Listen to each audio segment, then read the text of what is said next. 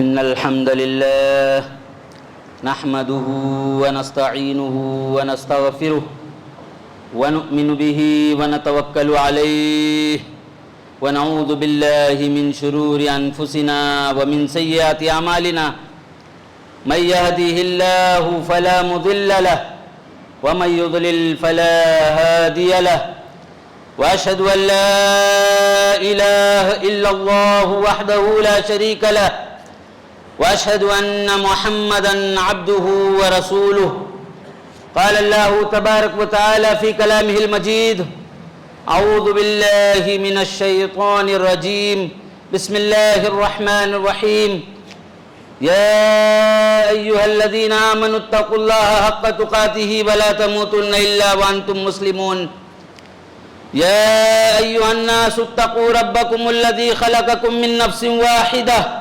وخلق منها زوجها وبث منهما رجالا كثيرا ونساء واتقوا الله الذي تساءلون به والأرحام إن الله كان عليكم رقيبا يا أيها الذين آمنوا اتقوا الله وقولوا قولا سديدا يصلح لكم أعمالكم ويغفر لكم ذنوبكم ومن يطع الله ورسوله فقد فاز فوزا عظيما أما بعد فإن خير الحديث كتاب الله وخير الهدي هدي محمد صلى الله عليه وسلم وشر الأمور محدثاتها وكل محدثة بدعة وكل بدعة ضلالة وكل ضلالة في النار أعوذ بالله من الشيطان الرجيم بسم الله الرحمن الرحيم إنا لننصر رسلنا والذين آمنوا في الحياة الدنيا ويوم يقوم الأشهاد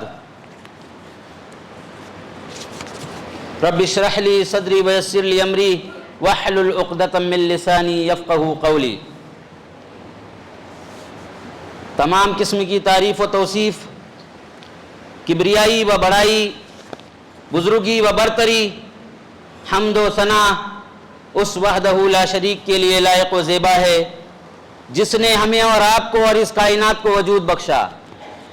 بعدہ انگنت درود و سلام ہو تمام انبیاء اکرام پر، خصوصاً آخری نبی احمد مجتبیٰ محمد مصطفیٰ صلی اللہ علیہ وسلم کی ذات گرامی پر کہ جن کو رب کائنات نے رحمت کائنات بنا کر کے بھیجا ہے۔ محترم حاضرین جمعہ، بزرگان دین، نوجوانان ملت، خواتین ملت و عزیزان ملت، اللہ تبارک و تعالیٰ کا یہ بڑا احسان اور کرم ہے، یہ اس کی بڑی نعمت ہے کہ جس نے ہمیں اور آپ کو آج اس جمعہ کے مبارک موقع پر جمعہ کے لیے آنے اور جمعہ کے لیے واعظ و نصیحت کی باتوں کو سننے اور سنانے کی توفیق نصیب فرمائی۔ اس پر اللہ تبارک و تعالیٰ کا بڑا احسان و کرم ہے۔ بڑی کشمکش رہی کہ آج کے اس مبارک موقع پر کون سا موضوع لیا جائے، مگر اللہ تبارک و تعالیٰ کی توفیق سے چند باتیں نصیحت کے طور پر، دو چار باتیں سب سے پہلے اپنے آپ کو، پھر آپ تمام لوگوں کو جو یہاں حاضر ہے مرد و خواتین، آپ تمام لوگوں کو نصیحت کے طور پہ اس دعا کے ساتھ کہ رب العالمین مجھے حق کہنے، ہم تمام لوگوں کو حق سننے اور حق کے مطابق زندگی گزارنے کی توفیق نصیب فرمائے۔ محترم حاضرین، آج کے اس موقع پر اس عظیم الشان مسجد میں جس موضوع کا انتخاب میں نے کیا ہے وہ موضوع آپ اس طرح سمجھ سکتے ہیں کہ موجودہ حالات میں ہماری ذمہ داریاں۔ یہ موضوع ایسا موضوع ہے جو ہم سب کی زندگی سے ریلیٹ کرتا ہے۔ یہ موضوع ایسا موضوع ہے جس سے جو ہمارے اور آپ کی ہر ایک کی زندگی کا ایک اہم موضوع ہے۔ اور جب سے سوشل میڈیا آیا ہوا ہے، سوشل میڈیا کا جب سے پھیلا ہوا ہے، مرد تو مرد ہماری گھر کی خواتین سے بھی یہ موضوع ریلیٹ کرنے لگا ہے، ہماری گھر کی خواتین بھی اس موضوع سے نسبت رکھتی ہے۔ محترم حاضرین، اس موضوع کو جب سامنے رکھیں، اس موضوع کے تحت ہم ہمیشہ علماء اکرام کے بیانات سنتے رہتے ہیں، چاہے سامنے ہو، چاہے یوٹیوب کے ذریعے سے ہو، سوشل میڈیا کے ذریعے سے ہو، مختلف علماء اکرام کے مختلف موقعوں پر ہم بیانات سنتے رہتے ہیں۔ لیکن جب اس موضوع کی بات آتی ہے نا، جب حالات کی بات آتی ہے نا، موجودہ حالات کی بات آتی ہے نا، تو ایک عام ذہن یہ ہوتا ہے، ہم اور آپ یہ سمجھتے ہیں کہ آج اس ملک میں مسلمانوں کے جو سیاسی حالات ہیں نا، وہ اس موضوع سے مراد ہے۔ جو سیاسی نفرتیں پھیلائی جا رہی ہے مسلمانوں کے خلاف، مسلمانوں کو اور کے لیے عرصے حیات کو جس طرح تنگ کیا جا رہا ہے، عام طور پر لوگ سمجھتے ہیں کہ یہ موضوع اس میں آ رہا ہے۔ مسلمانوں کے سیاسی حالات خراب ہیں، ہمارے فیور میں نہیں ہیں، بالکل نہیں ہیں، مگر اس موضوع کو اگر سامنے رکھے نا، کیا مسلمانوں کے صرف سیاسی حالات خراب ہے؟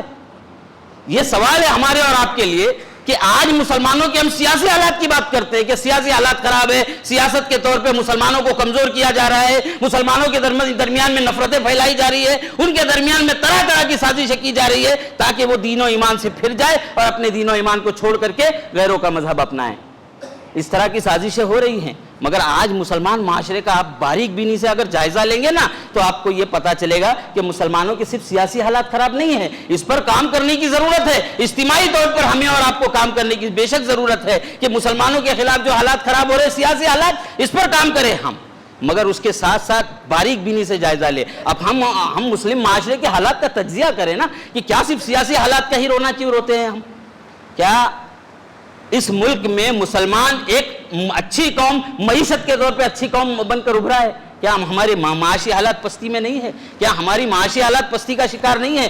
کیا ہماری تعلیمی صورتحال پستی کا شکار نہیں ہے؟ اس سے آگے آپ بڑھیے، ہماری معاشرتی صورتحال کیا ہے؟ معاشرتی صورتحال مسلم علاقوں کو دیکھیے، پاکی اور صفائی کے اعتبار سے دیکھیے، مسلمانوں کا کتنا بڑا مسئلہ ہے، یہ کتنا بڑا مسئلہ ہے۔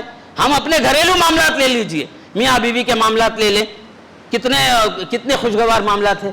آج آئے دن مسئلے آتے ہیں نا میاں بیوی کے، آج بھائی بھائی کا مسئلہ لے لیجئے، ایک بھائی جو اپنے سگے بھائی کا دشمن بنا بیٹھا ہے، ایک والدین جو اپنے اولاد کے ساتھ بات کرنے تیار نہیں، اولاد جو اپنے والدین کو وہ مقام دینے تیار نہیں، بڑوں کا احترام نہیں، چھوٹوں کا احترام نہیں۔ کیا یہ مسائل ہمیں نظر نہیں آتے؟ کیا یہ مسائل ہمارے مسائل نہیں ہے؟ کیوں ہم یہ سوچتے ہیں کہ صرف سیاسی مسائل ہمارے سیاسی مسائل ہی ہمارے مسائل ہے؟ باقی مسائل پر تجزیہ کرنے کی ضرورت ہے۔ ضرورت اس بات کی ہے کہ ہم باریک بینی سے جائزہ لیں کہ ہمارے کون سے مسائل بڑے بڑے ہیں، ہمارے کون سے مسائل ہیں۔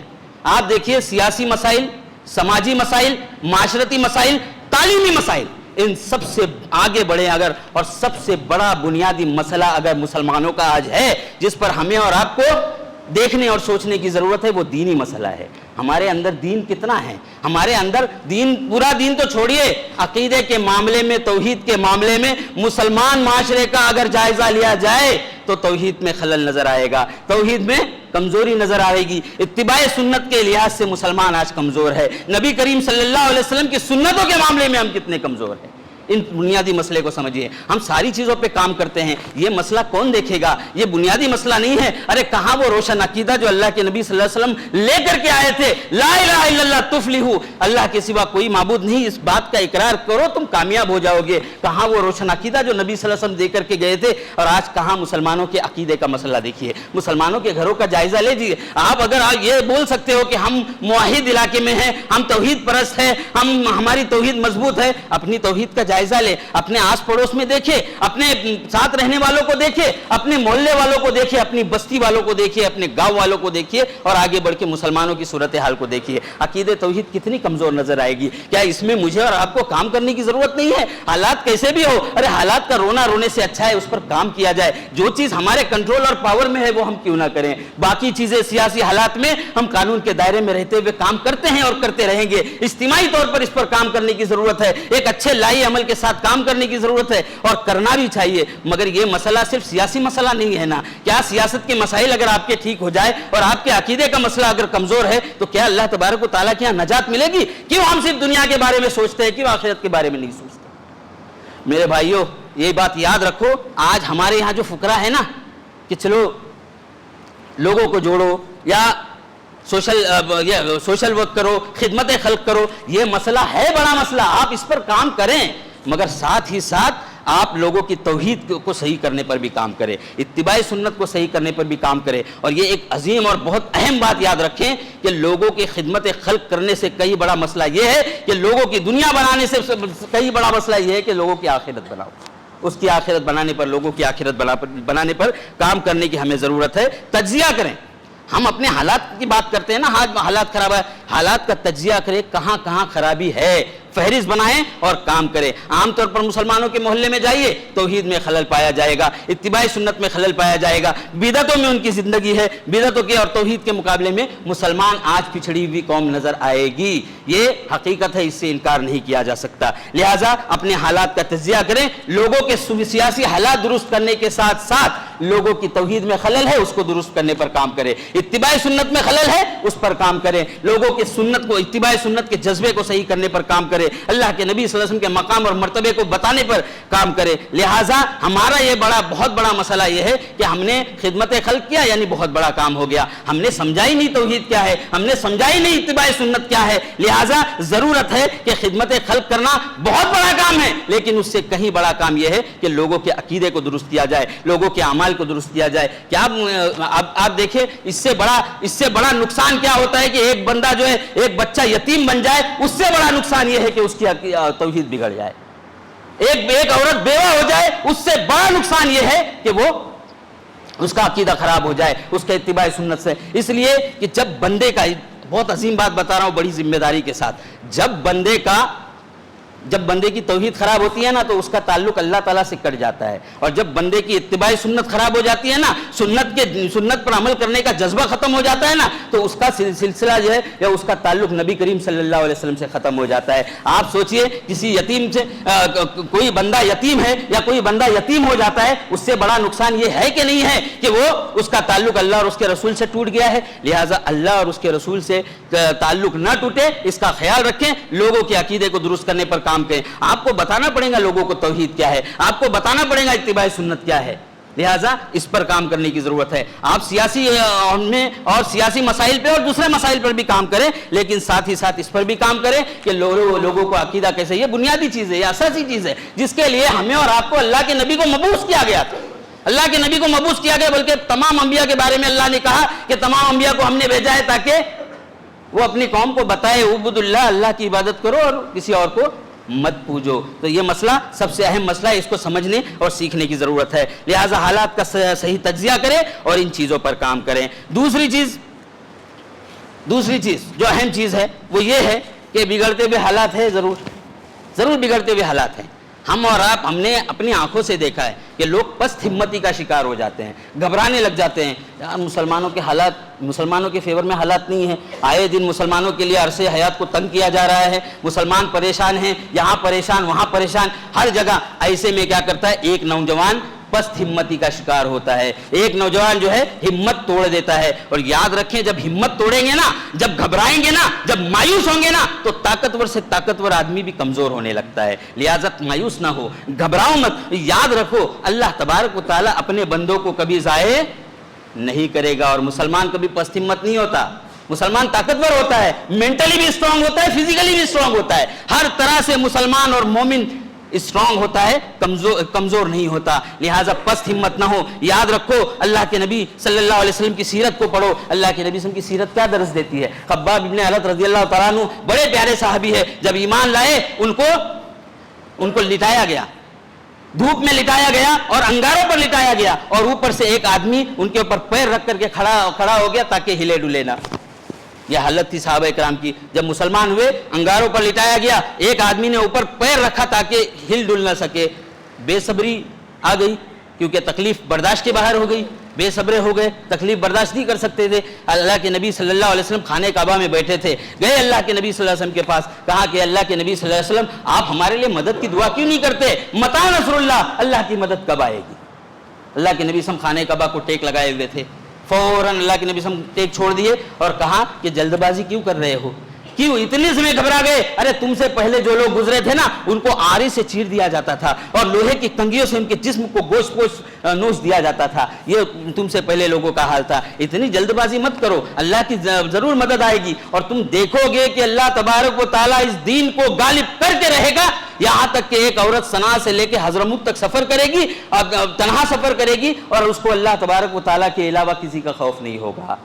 جلد بازی نہیں کرنا چاہیے اور حالات سے مایوس نہیں ہونا چاہیے، یقین کی دولت اللہ کے نبی صلی اللہ علیہ وسلم کی سیرت سے حاصل کی ہے۔ نبی صلی اللہ علیہ وسلم کی سیرت ہمیں بتاتی ہے کہ ایک مسلمان کے اندر اللہ پر یقین کس طرح ہونا چاہیے. ایک مسلمان کو مایوسی کا شکار نہیں ہونا چاہیے, اور اللہ تبارک و تعالیٰ اپنے بندوں کو کبھی ضائع نہیں کرے گا. اللہ تبارک و تعالیٰ کا وعدہ ہے کہ مدد ضرور آئے گی. انا لننصر رسلنا والذین آمنوا فی الحیات الدنیا ویوم یقوم الاشہاد. ارے آخرت کی زندگی چھوڑو, دنیاوی زندگی میں اللہ تبارک و تعالیٰ مدد کرے گا. یہ اللہ کا وعدہ ہے. انا لننصر رسلنا, اللہ نے کہا کہ ہم ضرور بضرور اپنے رسولوں کی مدد کریں گے, دنیا اور ایمان والوں کی مدد کریں گے دنیاوی زندگی میں, اور آخرت میں تو کریں گے ہی کریں گے.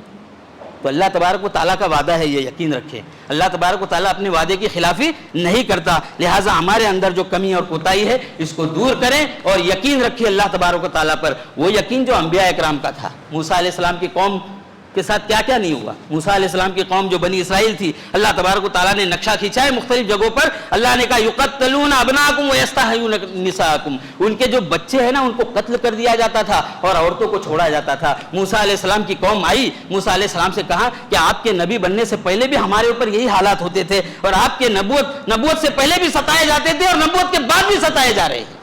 فرق کیا ہے, فائدہ کیا ہے؟ موسیٰ علیہ السلام نے تسلی آمیز الفاظ کہے. قرآن پڑھیے, قرآن کتنا ایمان کو تازہ کرتا ہے. اللہ تبارک و تعالیٰ نے فرمایا, موسیٰ علیہ السلام کے اس جملے کا نقشہ کھینچا اللہ نے. قال موسیٰ لقومہ استعینوا باللہ واصبروا, موسیٰ نے اپنی قوم سے کہا اللہ تبارک و تعالیٰ سے مدد طلب کرو اور صبر کرو. ان الارض للہ, یہ زمین جو ہے وہ اللہ کی ہے, یہ ساری زمین اللہ تبارک و تعالیٰ کی ہے, یہ پوری کائنات اللہ تبارک و تعالیٰ کی ہے. اللہ تبارک و تعالیٰ یورثھا من یشاء من عبادہ, اللہ تبارک و تعالیٰ اپنے بندوں میں سے جس کو چاہے اس کا وارث بناتا ہے.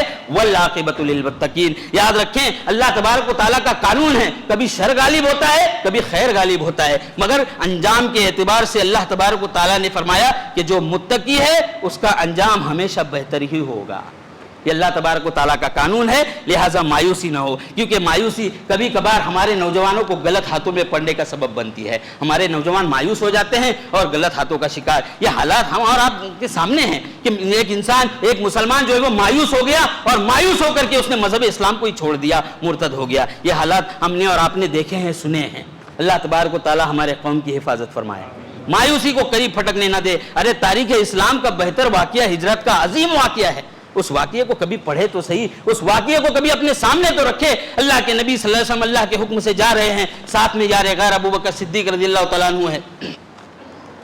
ابو بکر صدیق رضی اللہ تعالیٰ عنہ ہیں, جب غار میں پناہ لی, دیکھا اوپر غار کے دہانے پر کافر ہے, پکڑ لے گئے. ابو بکر صدیق رضی اللہ تعالیٰ عنہ نے کہا اللہ کے نبی صلی اللہ علیہ وسلم سے, اے اللہ کے نبی صلی اللہ علیہ وسلم, یہ کافر ہے, غار کے دہانے پر پہنچ گئے ہیں, یہ اگر نیچے دیکھیں گے نا تو ہم کو پکڑ لیں گے. تو اللہ کے نبی صلی اللہ علیہ وسلم نے عقیدہ دیا, اللہ کے نبی صلی اللہ علیہ وسلم نے منہج دیا, اللہ کے نبی صلی اللہ علیہ وسلم نے یقین کی وہ کیفیت دی. لا تحزن ان اللہ معنا, دنیا کوئی بھی کچھ کرے, پوری دنیا مل کے تمہارا کچھ نہیں بگاڑ سکتی. غم نہ کرو, مایوسی کا شکار نہ ہو, تکلیف کا شکار نہ ہو, فکر مندی اپنے اندر پیدا مت کرو. اللہ تبارک و تعالیٰ ہمارے ساتھ ہے.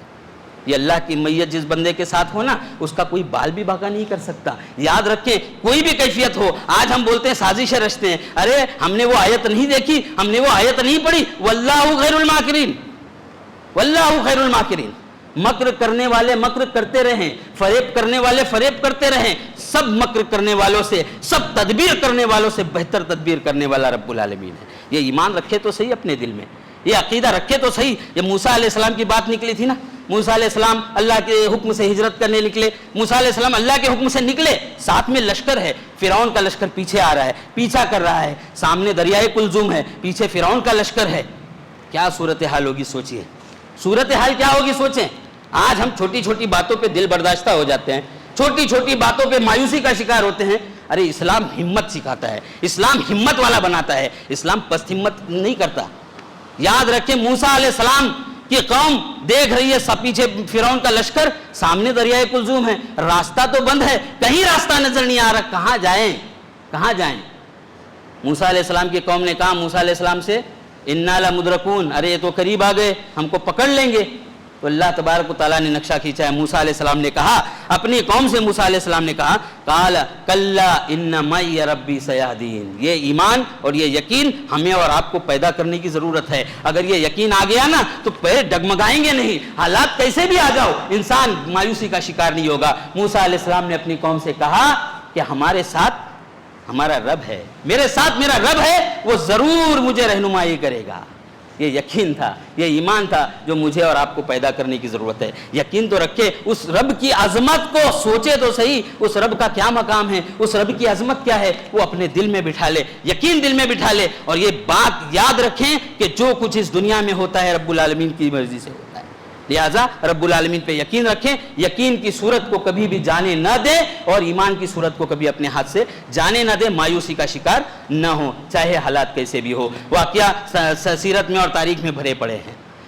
تیسری ایک اہم چیز جو کہنے کی ضرورت ہے کہ دیکھیں، خاص طور سے میں کہہ رہا ہوں، خاص طور سے آج کے اس حالات میں ہمیں اور آپ کو اللہ کے نبی صلی اللہ علیہ وسلم کی سیرت کا مطالعہ کرنا بہت ضروری ہے۔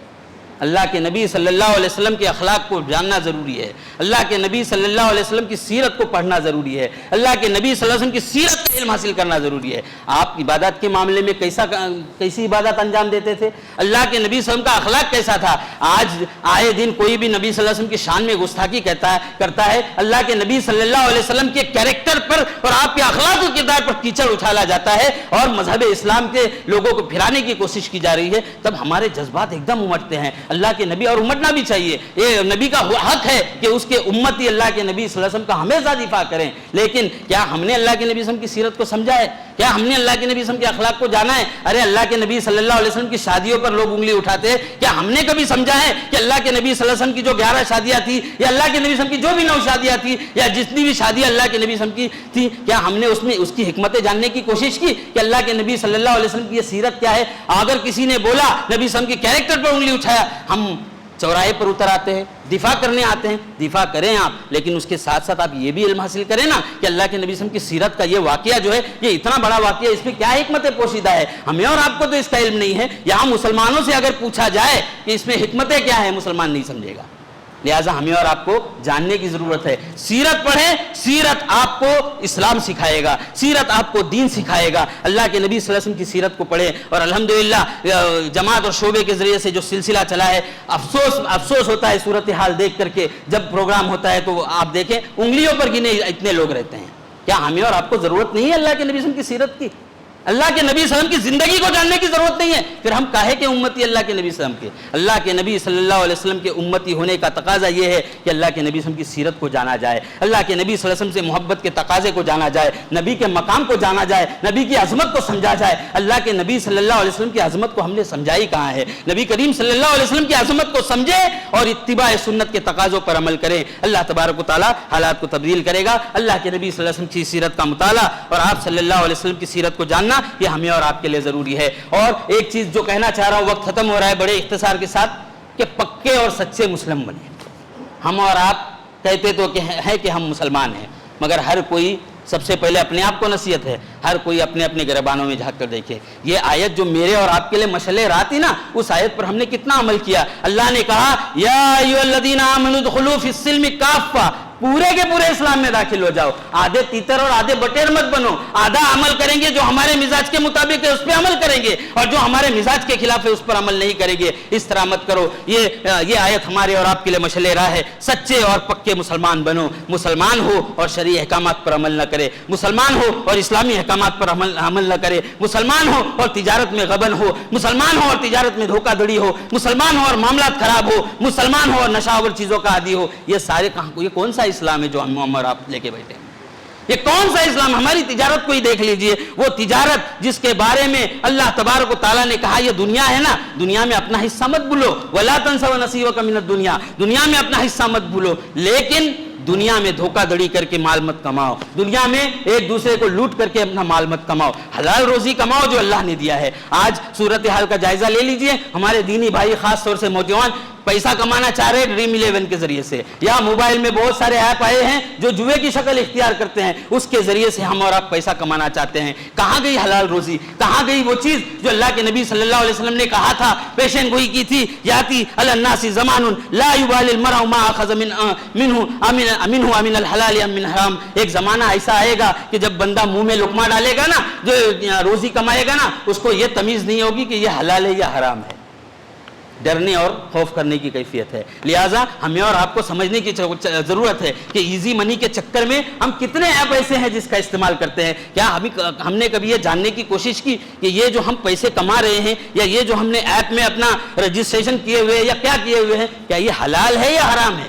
کبھی جاننے کی کوشش نہیں کی، الا ماشاء اللہ۔ لہٰذا ضرورت اس بات کی ہے کہ حرام روزی سے بچے، حلال کمائے اختیار کرے، ورنہ یاد رکھے اللہ کے نبی صلی اللہ علیہ وسلم نے فرمایا تھا کہ ایک آدمی آئے گا جو پراگندہ صورت کا ہوگا اور اللہ تبارک و تعالیٰ سے کہا گیا یا ربی، دعا کرے گا اللہ تبارک و تعالیٰ سے، مگر اس کا کھانا حرام، اس کا پینا حرام، اس کا پہناوا حرام، اللہ تبارک و تعالیٰ سے دعا کرے گا، اس کی دعا کیسے قبول ہوگی؟ لہٰذا حلال کمائے اختیار کرے، حلال جو بھی روزی کریں، روزی کا ذریعہ آپ کے پاس ہو، اگر ایزی منی کے چکر میں بہت سارے ایپ آپ نے ڈاؤن لوڈ کیے ہو، اس کو جان لے، مشورہ کرے علماء کرام سے، کیا یہ حلال ہے یا حرام ہے؟ محنت کریں، محنت کی روزی کھائیں، اور اللہ تبارک و تعالیٰ نے اس کا ہمیں اور آپ کو اس کا حکم دیا ہے کہ آپ حلال روزی تلاش کریں، حلال روزی کے پیچھے پڑیں۔ اسی طرح آج مسلمانوں کی حالت دیکھیں، خاص طور سے نوجوانوں کی حالت، نشے کے عادی، اس سے تو ہمارا اور آپ کا معاشرہ جھلس رہا ہے، اس سے تو ہم اور آپ ہمیشہ بات کرتے رہتے ہیں۔ یہ کون سا اسلام ہے؟ آخر ہمارے پاس وہ آیت نہیں ہے کہ یا ایھا الذین آمنوا ادخلوا فی السلم کافہ، اے ایمان والو پورے کے پورے دین میں داخل ہو جاؤ۔ آپ مسلمان ہو، آپ کا نام مسلمان ہے، آپ مسجد میں آتے ہو لیکن نشہ کرتے ہو، آپ نشہ کرتے، وہ چیز جس کو ام الخبائث اللہ کے نبی صلی اللہ علیہ وسلم نے قرار دیا ہے، کیسے ایک مسلمان اس کے قریب جاتا ہے؟ کیسے ایک مسلمان اس کا عادی ہو سکتا ہے؟ ہمیں اور آپ کو سوچنے کی ضرورت ہے۔ ہمیں جو پیرنٹس ہیں، جو سرپرست ہیں، ان کو اپنا رول ادا کرنے کی ضرورت ہے۔ آخر ہمارے بچے جو ادھر ادھر بیٹھ کر کے پتہ نہیں نشہ آور چیزیں استعمال کرتے ہیں، کیا ہم نے کبھی واچنگ کی ان کے اوپر؟ کیا ہم نے دیکھا کہ وہاں بیٹھ کر کے کیا کرتا ہے؟ میرے بچے کی صحبت کس کے ساتھ ہے؟ میرا بچہ کس کے ساتھ اٹھ بیٹھ رہا ہے؟ یہ ہماری اور آپ کی ذمہ داری ہے، یاد رکھیں۔ اور نشہ آور چیزیں اگر کوئی استعمال کرتا ہے، اللہ تبارک و تعالیٰ سے ڈرے۔ آج اس ممبر سے نصیحت کرنا چاہتا ہوں سب سے پہلے اپنے آپ کہ اگر یہ چیزیں کوئی استعمال کرتا ہے تو اللہ تبارک و تعالیٰ سے اس معاملے میں ڈرے۔ اللہ تبارک و تعالیٰ ان چیزوں کو پسند نہیں کرتا، حرام، بلکہ اللہ نے کہا یہ چیزیں نجس ہے، ناپاک ہے، شیطانی چیزیں ہیں، لہٰذا ان سے ہمیں اور آپ کو دور رہنا چاہیے۔ اللہ کے نبی نے کہا ام الخبائث میں سے ہے، ام الخبائث۔ یہ ہمارے اور آپ کے سامنے یہ حدیثیں اور آیتیں گزرتے رہتی ہیں، اس تفصیل کا موقع نہیں ہے، بس یہی کہنا چاہتا ہوں، یہ ہمارے مسائل ہیں بڑے بڑے، یہ بڑے بڑے مسائل ہیں ہمارے۔ ہمیں اور آپ کو کام کرنے کی ضرورت ہے، ہمارے نوجوانوں پر کام کرنے کی ضرورت ہے، ہمارے ان بھائیوں پر کام کرنے کی ضرورت ہے جو دینی بیرا روی کے شکار ہیں۔ اللہ تبارک و تعالیٰ مجھے اور آپ کو اس کی توفیق دے۔ آج اسلام کی بات نکلی ہے، مکمل اسلام کی بات نکلی ہے، تو ایک مسئلہ یہ بھی بتا دوں، آج ہمارے اور آپ کے درمیان میں عائلی تنازعات دیکھیے کتنے بڑے ہیں، گھر گھر اس سے جھلس رہا ہے، گھر گھر ہماری ازدواجی زندگی جو ہے وہ تنزلی کا شکار ہو رہی ہے۔ میاں بیوی کی شادی ہوتی ہے، 3-4 مہینے بھی شادی نہیں ٹکتی اور یہ مسئلہ کھڑا ہوتا ہے، بات طلاق اور کھلا تک آ جاتی ہے۔ اللہ کے بندو، یہ کون سا اسلام ہے؟ اللہ نے تو کہا ہے کہ پورے کے پورے اسلام میں داخل ہو جاؤ۔ لہٰذا میری بہن اگر کوئی اپنے شوہر کی نافرمانی کرتی ہے، اس کو سمجھنا چاہیے کہ اسلام میں شوہر کے بہت زیادہ حقوق بیان کیے ہیں، وہ اس کے حقوق کے بارے میں سنجیدہ ہو۔ مرد اگر اپنے بیوی کے بارے کے حقوق میں کوتاہی کر رہا ہے، اس کو سمجھنا چاہیے کہ اسلام نے حقوق عائد کیے ہیں، اس کی ذمہ داری نبھائے۔ لہٰذا یہ معاشرے کے سلگتے ہوئے مسائل ہے جس پہ ہمیں اور آپ کو کام کرنے کی ضرورت ہے۔ اسی لیے کہا گیا یا ایھا الذین آمنوا ادخلوا فی السلم کافہ، پورے کے پورے اسلام میں داخل ہو جاؤ۔ آج ہمارے گھروں کے حالات دیکھو، بھائی بھائی کا دشمن ہے، بھائی بھائی کا دشمن ہے، ارے پتہ نہیں چلتا یہ بھائی سگا بھائی ہے یا دشمن ہے۔ اللہ اکبر، اتنے کیسز اور اتنے لوگوں کے معاملات سامنے آتے ہیں کہ بھائی بھائی، وہ بھائی جو کبھی بچپن میں ساتھ رہا کرتے تھے، ایک بھائی کو اگر چوٹ پہنچی تو دوسرا بھائی درد سے کرا اٹھتا تھا، لیکن آج صورتحال یہ ہے کہ اپنے بھائی کو تکلیف میں کس طرح دیکھوں اس کی پلاننگ کرتے رہتے ہیں۔ ذرا سا کچھ مسئلہ ہو گیا، پراپرٹی کا مسئلہ ہو یا بیوی گھر میں آنے کے بعد اور کچھ تھوڑا سا مسئلہ ہو گیا تو یہ مسائل ہمارے گھروں میں پیدا ہوتے ہیں اور گھریلو زندگی جو ہے وہ ہماری تباہی کی شکار بنتی ہے۔ اس سے ہمیں اور آپ کو بچنا چاہیے۔ یا ایھا الذین آمنوا ادخلوا فی السلم کافہ، پورے کے پورے اسلام میں داخل ہو جاؤ۔ اس لیے ہمیں اور آپ کو اسلام کی تعلیمات کو سنجیدگی سے لینے کی ضرورت ہے۔ لہٰذا صلہ رحمی کا معاملہ لے لیجیے، اپنے رشتہ داروں کے ساتھ سلوک کا معاملہ لے لیجیے، والدین کے ساتھ حسن سلوک کا معاملہ لے لیجیے۔ آج والدین پریشان ہیں کہ ہماری اولاد جو ہے وہ ہماری سنتی نہیں ہے، ہماری اولاد نافرمان ہو گئی ہے، ہماری اولاد جو ہے وہ ہماری باتوں کو سیریسلی نہیں لیتی ہے، ہمارے پاس بیٹھتے نہیں، ہم سے باتیں نہیں کرتے۔ والدین کے لیے بچہ کھٹک رہا ہے، بچے کے لیے والدین کھٹک رہے ہیں۔ آج مسلم معاشرے کی یہ صورتحال ہے۔ ہم کہاں سیاسی صورتحال صحیح کرنے کی بات کر رہے ہیں، وہ صحیح کرتے رہیں، مگر اس بات پر بھی یاد رکھیں کہ یہ صورتحال ہمارے گھروں میں ہے، ہم اس کو کس طرح صحیح کریں۔ اسی طرح ایک چیز یہ بھی ہے، یہ تو ہو گئی پکے سچے مسلمان بنے اور پورے کے پورے اسلامی تعلیمات کو اپنا اوڑھنا بچھونا بنائے، اسلام پر عمل کریں۔ ایک چیز بس ایک دو چیز بول کر کے اپنی بات کو ختم کروں گا کہ آخرت کو یاد کریں، موت کو یاد کریں۔ مرنے کے بعد انسان کو اس دنیا سے جانا ہے۔ اس دنیا کی تاریخ میں دنیا نے ایسے لوگوں کو بھی دیکھا ہے جو اپنے آپ کو رب کہا کرتے تھے، ان لوگوں کو بھی دیکھا ہے جو اپنے دولت کا، جن کے اندر زوم تھا، تکبر تھا، آئے دن اپنے دولت کا تکبر لوگوں پر جھاڑتے تھے۔ اللہ تبارک و تعالیٰ نے منٹوں میں نیست و نابود کر کے رکھ دیا ہے، منو مٹی میں دفن ہے آج سب لوگ۔ اس بات سے ہم اور آپ عبرت حاصل کریں، موت کو یاد کریں۔ موت، اللہ کے نبی نے کہا کہ لذتوں کو ختم کرنے والی موت کو یاد کیا کرو۔ یا لہٰذا ہمیں یہ ہمیشہ سمجھنا چاہیے کہ یہ دنیاوی زندگی سب کچھ نہیں ہے، دنیاوی زندگی کی حیثیت کچھ بھی نہیں ہے۔ اللہ کے نبی صلی اللہ علیہ وسلم ایک مرتبہ صحابہ کے ہمراہ جا رہے تھے، دیکھا تو ایک بکری اللہ کے نبی صلی اللہ علیہ وسلم نے دیکھی، ایک چھوٹی بکری جس کے سینگ بہت چھوٹے تھے، مری ہوئی تھی۔ اللہ کے نبی صلی اللہ علیہ وسلم نے اس کا کان پکڑا، صحابہ سے پوچھا کہ اے میرے صحابہ، اس بکری کو کون خریدنا چاہے گا؟ صحابہ اکرام نے کہا کہ مفت بھی دے تو یہ بکری کوئی نہیں لے گا۔ پھر سے اللہ کے نبی صلی اللہ علیہ وسلم نے دہرایا کہ اس بکری کو کون لینا چاہے گا، اس بچے کو کون لینا چاہے گا؟ کہ اللہ تو صحابہ نے پوچھا تو ارے یہ زندہ ہوتی پھر بھی کوئی نہیں لیتا کیونکہ اس کے کان چھوٹے ہیں، یہ تو مر چکی ہے۔ تو اللہ کے نبی صلی اللہ علیہ وسلم نے فرمایا نا، دنیا اس سے بھی زیادہ حقیر ہے، دنیا اس سے بھی زیادہ حقیر ہے۔ دنیا کی حیثیت یہ ہے کہ کوئی آدمی سمندر میں اپنی انگلی ڈالے اور جب نکالے پانی دیکھے کتنا ہے، اتنی بھی حیثیت دنیا کی نہیں ہے۔ اور ہماری بھاگ دوڑ کس کے لیے ہے؟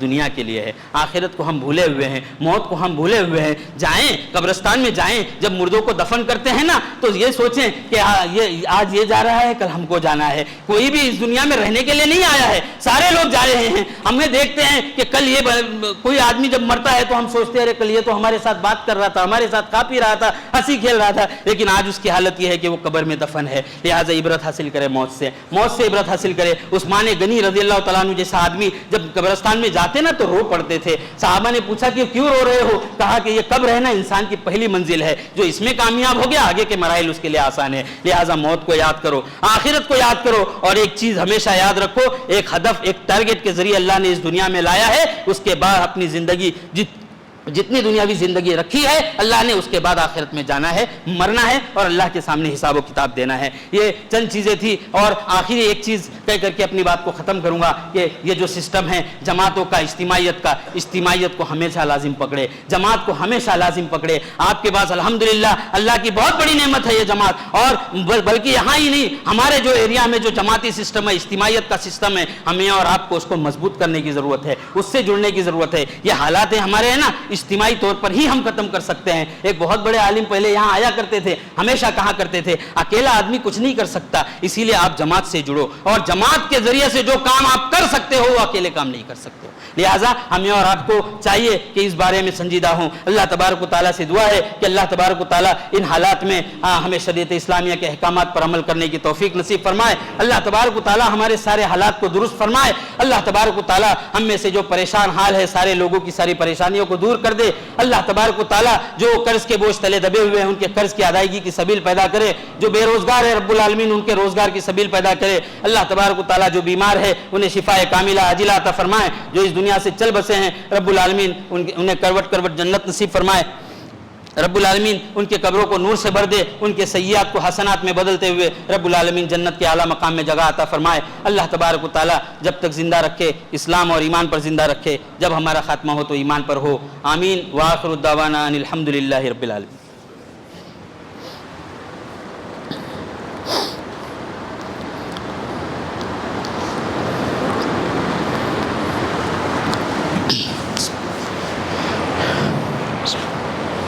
إن الحمد لله نحمده ونستعينه ونستغفره ونؤمن به ونتوكل عليه ونعوذ بالله من شرور أنفسنا ومن سيئات أعمالنا من يهده الله فلا مضل له ومن يضلل فلا هادي له وأشهد أن لا إله إلا الله وحده لا شريك له وأشهد أن محمدا عبده ورسوله ان اللہ وملائکتہ یصلون علی النبی یا ایھا الذین آمنوا صلوا علیہ وسلموا تسلیما اللہم صل علی محمد وعلی آل محمد کما صلیت علی ابراہیم وعلی آل ابراہیم انک حمید مجید اللہم بارک علی محمد وعلی آل محمد کما بارکت علی ابراہیم وعلی آل ابراہیم انک حمید مجید عباد اللہ رحمنی ورحمکم اللہ ان اللہ یأمر بالعدل والإحسان وإیتاء ذی القربى وینہی عن الفحشاء والمنکر والبغی یعظکم لعلکم تذکرون ولذکر اللہ اکبر واللہ یعلم ما تصنعون.